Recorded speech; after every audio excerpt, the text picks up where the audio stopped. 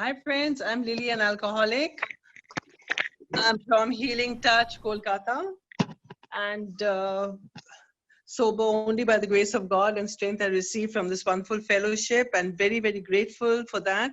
Very grateful to be here today. Very grateful to Chandigarh for having this platform and for asking me to share my experience, strength, and hope. And if anybody finds that it is a miracle from the transformation from a broken, hopeless, helpless person to somebody who's got it together today, the credit goes entirely to my higher power and to the program and fellowship of AA. First, I want to welcome Preet heartily into our fellowship of Alcoholics Anonymous. You're glad you're here. This is really not so long ago. I walked into one of my meetings, and I'm really, the best decision I've ever made is to stay on, to keep coming back, because it's only through coming back that I learned a little bit about how to get a much better life, not only to stop drinking but to get a life which was beyond my wildest imaginations.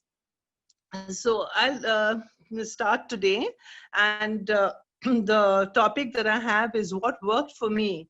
So in order to come to what worked for me, I would like to go back a little bit on how it started and when it started, and what it was like, what happened, and what I am like now.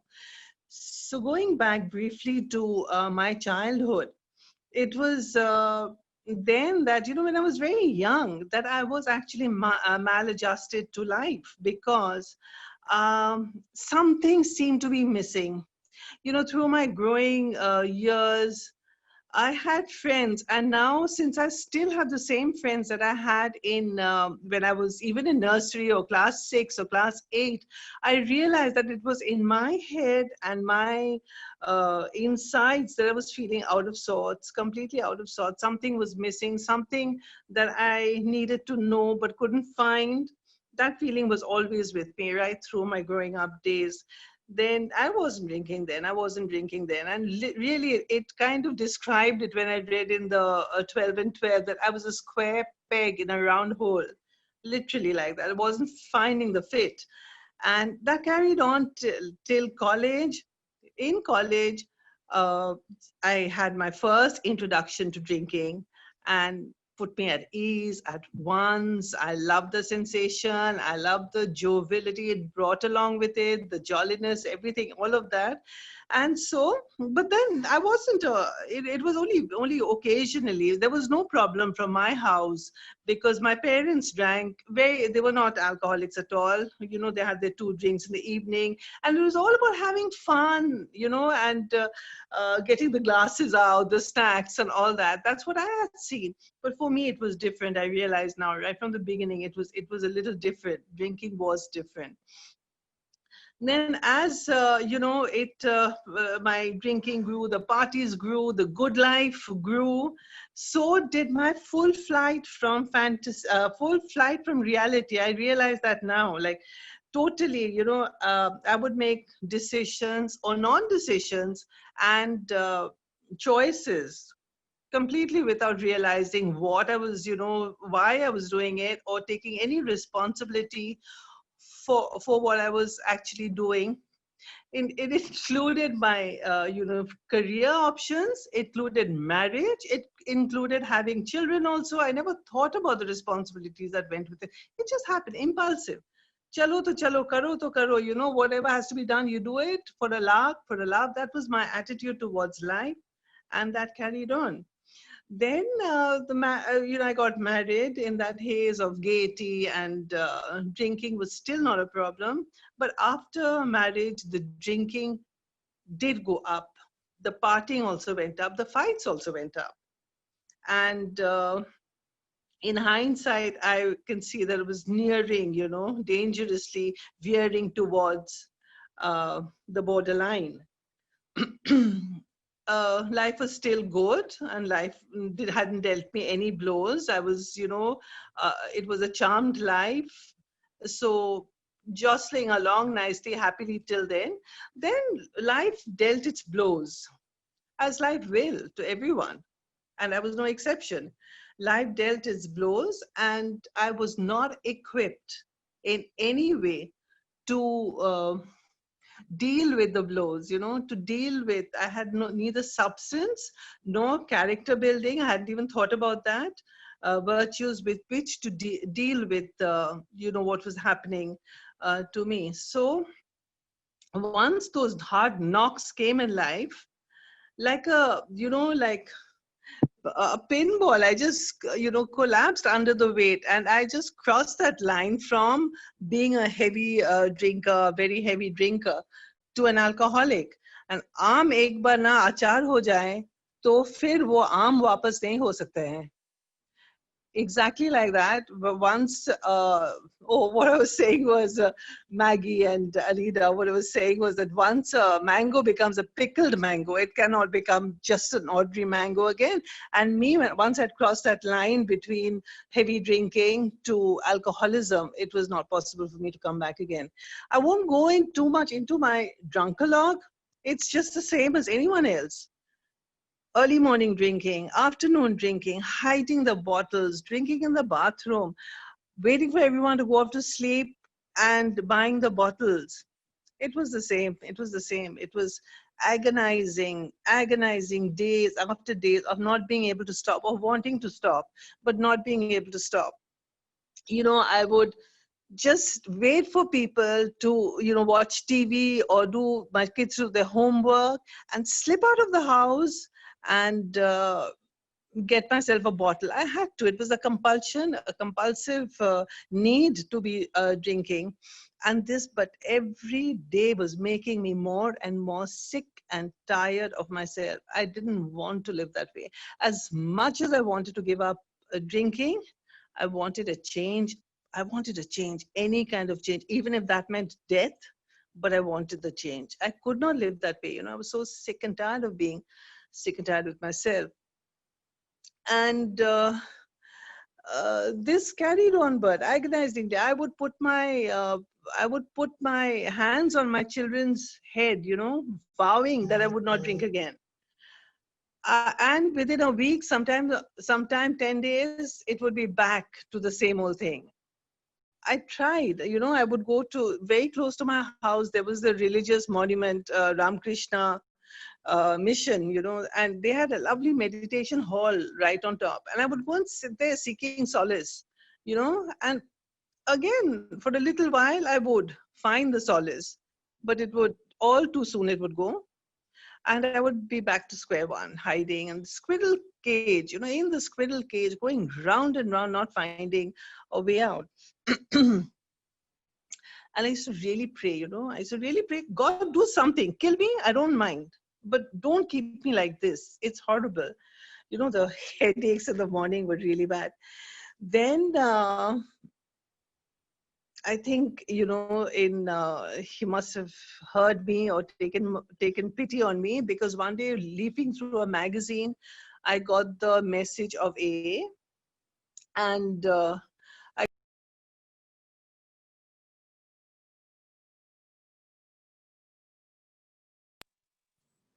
I'm sorry, that was an incoming call.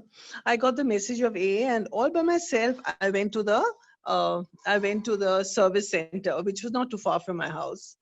And inside the service center, there was an angel, literally an angel, who spoke to me for about 40-45 minutes. My nerves were jangling, and so soothingly he spoke to me, that when he said that, you go to the meeting and see how it is the next day, I actually said, okay, I'll go to the meeting the next day. A couple of others, members came, and along with them, I went to the meeting. Believe me, I was not expecting anything from the meeting. I had tried everything. I had tried vows, I had tried promises, I had even gone to a psychiatrist, but run away when the psychiatrist was giving me a whole lot of medicines. I ran away. But I was, I tried everything. So I didn't have much hope from A, but I went, okay, chalo, let's try it, And I was expecting God knows what. I was expecting old men with red noses saying that, we'll only have so much and no much more. What I was expecting, I don't know. But when I walked in there, I found fresh faced, my age, no, I was that time, how much? About 37, 38. So I found people my age and chatting normally, laughing, So then the meeting started and I sat listening. And into the meeting, I said, oh my God, oh my God, they know my secrets. They know everything about me. They're talking my language. And they know about the loneliness, so what I was feeling, the so out of it, and all the feelings that I was going through. When they were sharing, I thought I knew that they knew about it too. And that time, I think now that was a real grace of God, that I decided from my first meeting that I'll come back. I'll keep coming back, because if I can get sober, this is the place. This is the place I have to keep coming back to if I want to get sober. And that decided it. From that meeting onwards, I did keep coming back. I kept coming back. Believe me, friends, it wasn't easy. For me, it wasn't easy. The first few months were not easy. For 2 years, it was not easy for me, but I kept coming back. I also want to say that my old timers were really marvelous, decent, kind, very, very nice people who were there at that time. It was, remember that time it was a very small knit crowd. We were all like kind of links in a chain, it was a small crowd. So every day you went to a meeting and you found the same faces. It wasn't like Calcutta is now, so spread out. I don't know how many meetings there are, lots and lots of meetings, but then there were just 3 places where you could have your meeting. They were all very far away from me, but I used to go. I used to go every single day. Even, if I had slipped, I had fallen, I used to feel full of remorse. I didn't want to go.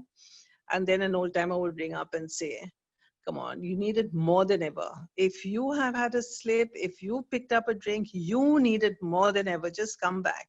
And no one said a word. No one shamed me. No one said a word. That's what kept me going back, made it so easy for me. So this kind of carried on till one day I was honestly willing, to go down on my knees and from the bottom of my heart cry out to my higher power, please help me. And I'm willing to do what you're saying. Please help me. Because, it was so scary. If A didn't work for me, I knew nothing else would, because I tried everything. Before getting here, I had tried everything. So it was a kind of a desperation. When I went down on my knees and I asked God, it was a kind of desperation. Please help me. I have nowhere else to go now. So that was the day I actually had my last drink, 3rd of November, 1999. And learned to listen. I went to the classroom. I left my intelligence outside, whatever there was or wasn't, or the twisted for sure. I left it outside the door, and I was willing to listen. I was willing to learn. I was willing to admit that I didn't know the answers, whereas the answers were in the rooms. And it's been a nice journey after that. I started getting into service. They told me, do small service. You come a little early, 5 minutes early, put up the slogans, dust the chairs. And I used to take that very seriously. There was another guy called Tapu. He was my dear friend. He's no more. We used to go hang up the slogans. We used to hang up the serenity prayer and the preamble and all that. And you know what happened? It fostered a feeling of belonging.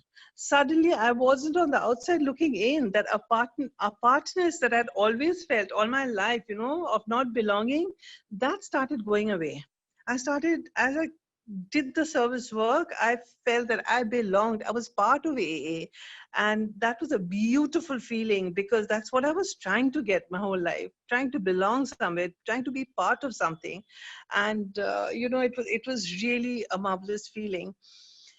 Um, from that, it went on to, I uh, did the big book with an old timer and started the steps. And the steps were really worked for me, because the steps were kind of, changed my whole perspective of who I was and what was happening and why, the steps, the reading the big book. And today I really feel that all the answers to every question I can have can be got in the pages, 164 pages of the big book. And if I don't find it, means I haven't read the book well enough. I should read it again. Because for an alcoholic like me, that is where, the one-stop shop that has everything for somebody like me.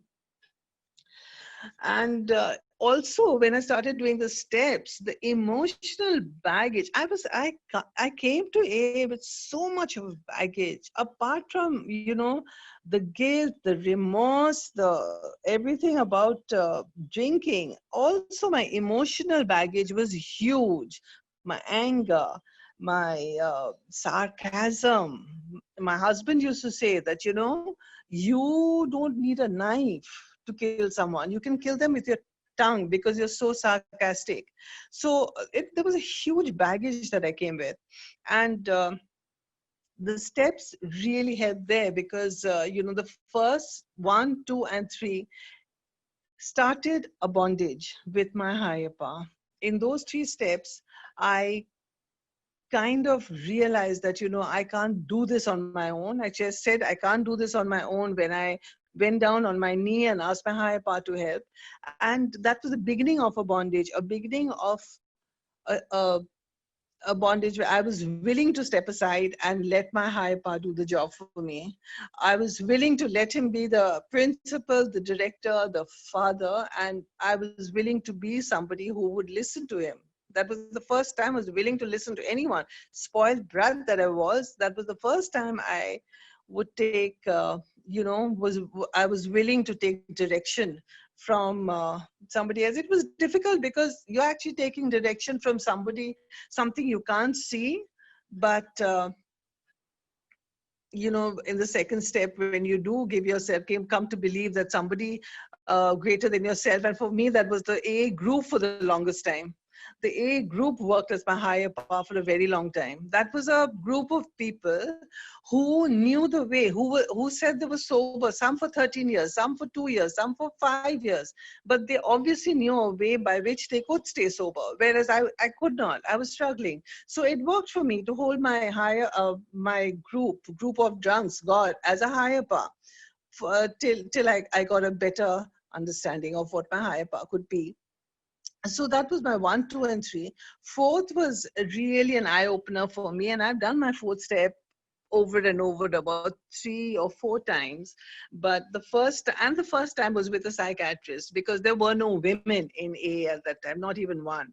And all the men said that we can help you to the best of our abilities, but we will not do your 4th and 5th step with you. So that was the time when I went to my psychiatrist and, said it in a story form, my whole thing. But that really helped me. Subsequently, I did it with another lady from shortly after that. I did with my psychiatrist. I did it with a lady from Australia who taught me the big book method of, where you can literally see yourself in a mirror, and it was a revelation to do my 4th step that way, because this was the first time ever I had tried to see myself. Forget about trying to see myself. First time ever I thought that the blame could be me. I thought that could be something wrong with me. Before that, it was always my mother, my father, my everyone else, my husband, of course, my in-laws, everyone else, events, my school, everything except me. So AA said, no, that's okay. Everyone else is there where they need to be, but take a look at yourself. And it was really, really a task to see that, where my selfishness, my self-centeredness had led to the kind of resentments, the fears, the jealousies, the emotional baggage that I had got as a result of being such a selfish and self-centered human being. And, that was what I thought. And, on the surface, I was very meek and mild and polite and well-behaved. So I was really surprised. I said, no, no, no, fourth step must be for others, but not for myself. I'm not like that at all. So it was a real eye opener when, my pages ran quite long. And the fifth step, when I shared it with Karen, was when I really got the freedom. I felt light. I literally felt light.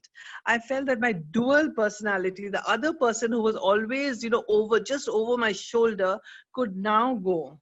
And I could walk towards the person that God had wanted me to be, had created me to be. And I didn't have to live with all that baggage anymore. And that was a really the fourth and fifth step, especially the first time that I did it was with the Big Book Way, was absolutely marvelous. It was absolutely marvelous. The most important steps for me, though, are the sixth and seventh, because that gives me, I'm telling my higher power, look, I've made a mess of my life. I really have. And I've done all these things. But now, will you please help me to, I don't want to live that way one more day, not a single day. I don't want to live that way ever again. So will you please help me? This is something that is very, very important to me, the sixth and the seventh step. The seventh step prayer is one I do every morning. And I make mistakes along the way, but I come back to it. I come back to it, and this is like a GPS. I have this the GPS, and then it goes wrong, and then I can kind of come back again on route and walk towards a new me. That's my understanding of the sixth and seventh steps, and they've been very, very important for me. The eighth and ninth steps are, I come to terms with my fellow men. It's like taking a slate and wiping it. I don't forget the lessons in that slate, but I don't need that lesson anymore. I want to write a new story with a new ending. I don't need that story anymore. That's an old one. And, that was a wrong story. That story went all wrong. But I won't forget the lessons there. There were some good lessons there which I must take, but I want to write a new story.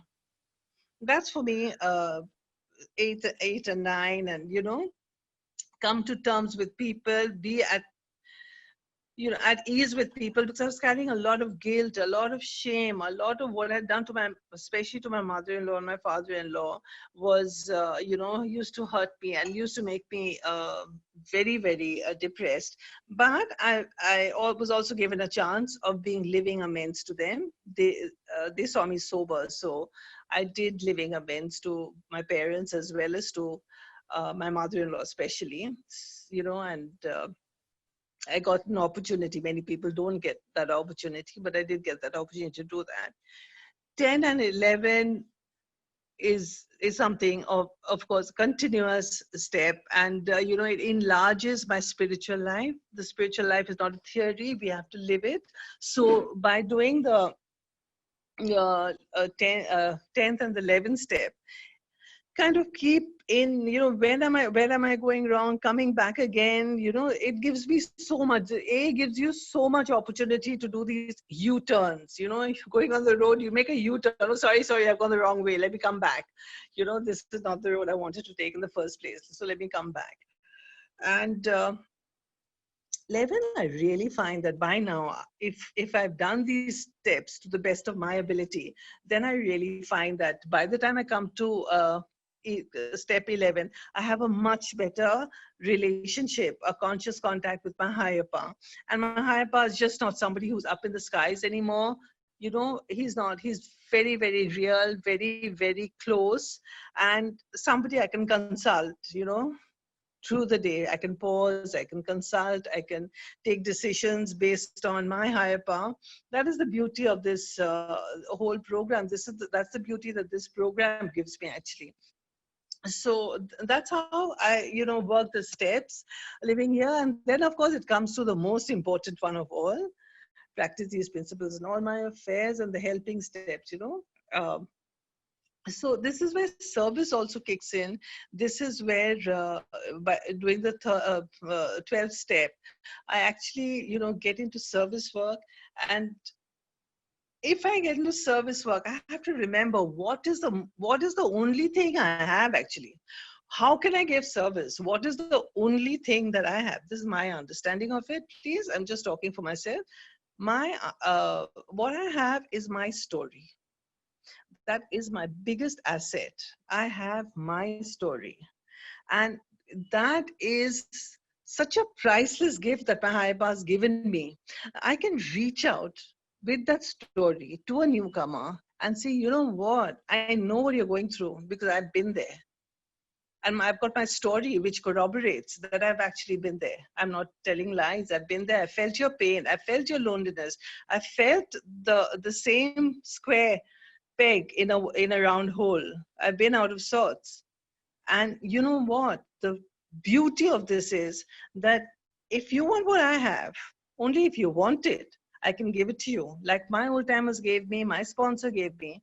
I have this gift, I can pass it on to you, and you can also have a life like mine. A hopeless, tattered, shattered, battered drunk. Not only am I living a useful life today, but I have the priceless gift of sobriety to share with another human being who is as hopeless as I was when I first came.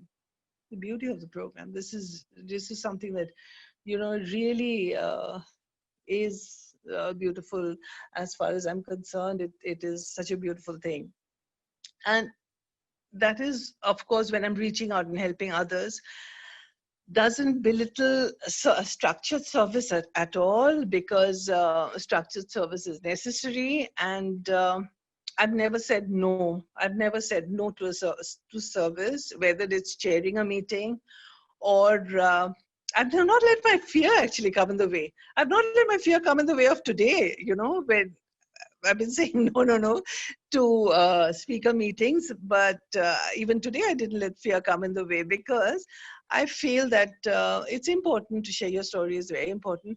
And structured service is necessary. I've also done structured service to, when I was asked, gone through all the PI chairperson and the secretary and the intergroup chairperson as well.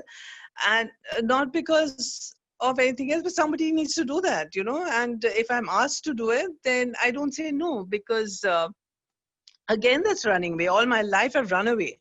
All my life I've run away. So today I don't want to run away. But if it comes, then okay, fine, I'll do it.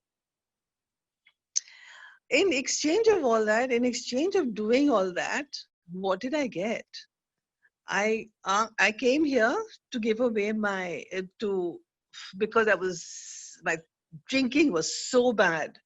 I didn't realize that it was my drinking, it was my thinking that was so bad. So, as a result of being in service, as a result of coming to the meetings, as a result of doing my steps, somewhere along the way, a little bit, my thinking straightened out. I was not as impulsive as I used to be. I saw the people around me also, how kind and gently they spoke. That time they used to speak very kindly and very gently, the A members, and I picked it up. I did not need to be rude to be heard. I did not need to shout to be heard. I could say things softly, quietly, in a civilized way, and it straightened out my thinking. And also, along with that, you know, the first step, actually, we admitted we were powerless over alcohol, that our lives had become unmanageable. So, my old timers told me that, listen, focus on your life. That's unmanageable. Focus on your children, focus on your husband, focus on your people around you. Get that?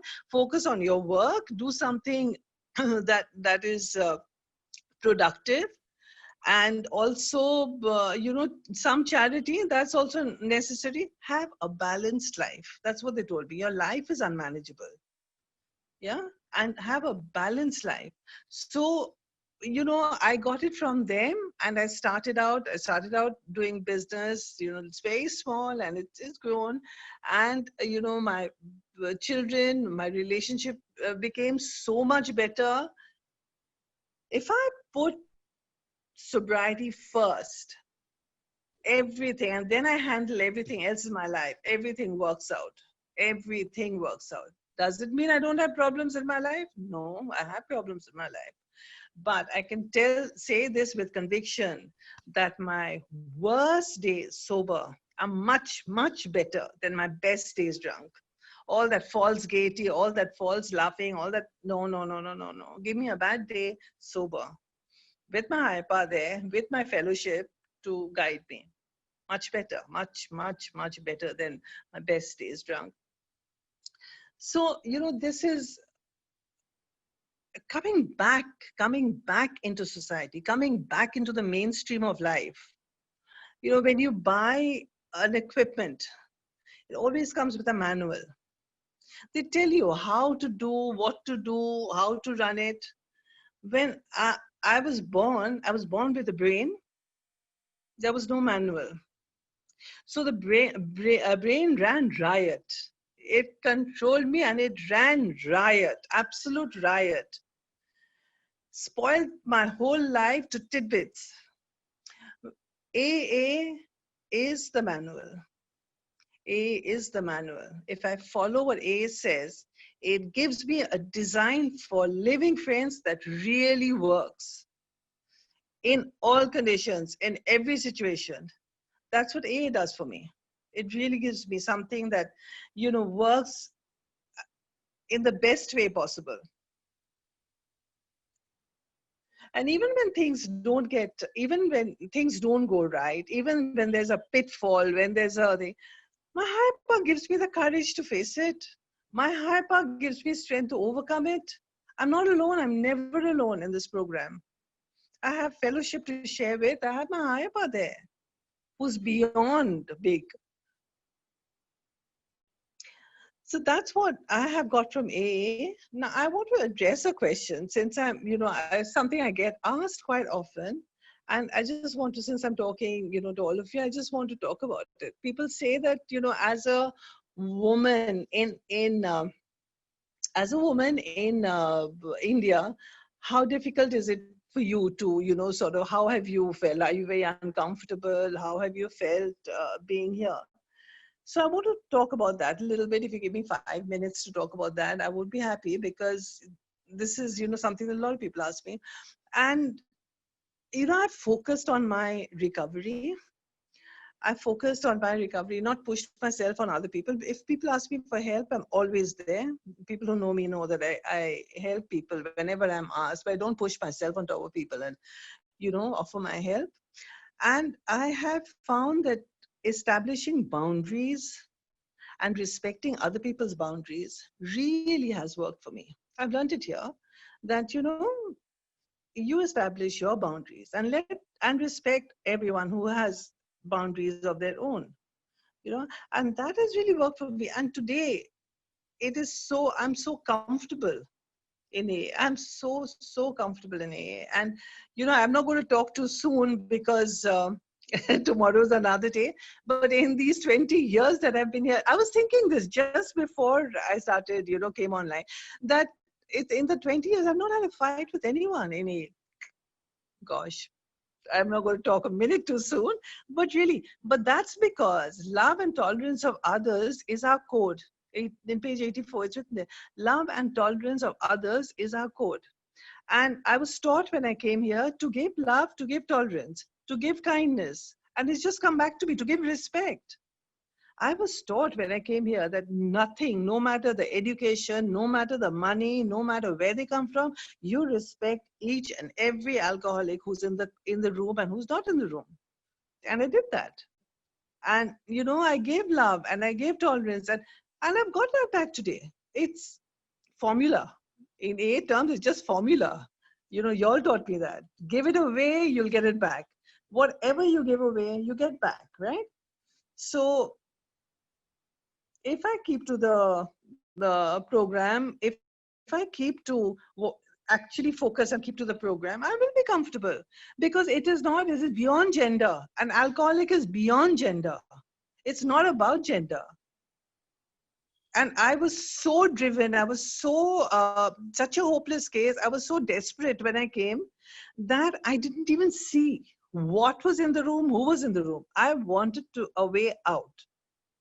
And for me, that's kind of stayed. The focus has stayed on the program. Thank you.